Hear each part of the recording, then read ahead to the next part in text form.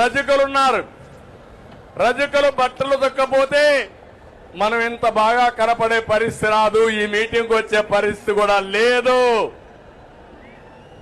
అలాంటి రజకులకు ఇబ్బంది ఉన్నాయి. అందుకే ఎప్పటి నుంచో కోరారు ఎస్సీ జాబితాలో పెట్టమని. తప్పకుండా కేంద్రంతో ఒత్తిడి పెంచి సాధించే వరకు మీకు అండగా ఉంటామని మరొకసారి హామీ ఇస్తున్నాం.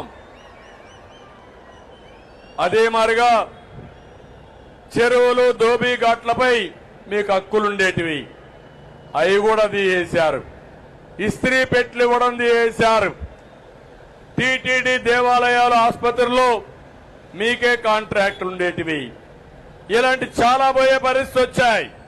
దోబీ ఘాట్లకు 200 యూనిట్లు కరెంటు ఉచితంగా ఇస్తే దాన్ని కూడా దెబ్బతీశారు.